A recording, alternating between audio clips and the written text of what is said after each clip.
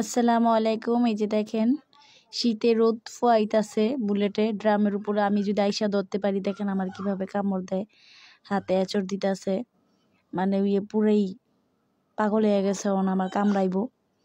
দেখেন আমার হাতে আঁচড় লাগাই দিছে, অন্য একটি কাটতে হইব। দেখেন আমার বিড়ালটা, আমি বাসায় ছিলাম না, হাসপাতাল ভর্তি ছিলাম, তখন আমার বিড়ালটাকে অন্য বিড়াল আইসা মাইরা এই যে নাক মুখ পচকাই দিছে। এই দেখেন অনেক শুকায় গেছে, বিড়ালটা অসুস্থ। আমি বাইরে ছিলাম, ও ঠিক মতো খাওয়া দাওয়া করে নাই, খাওয়ান দিছি ঠিকই আর কি, অসুস্থ হইয়া গেছে।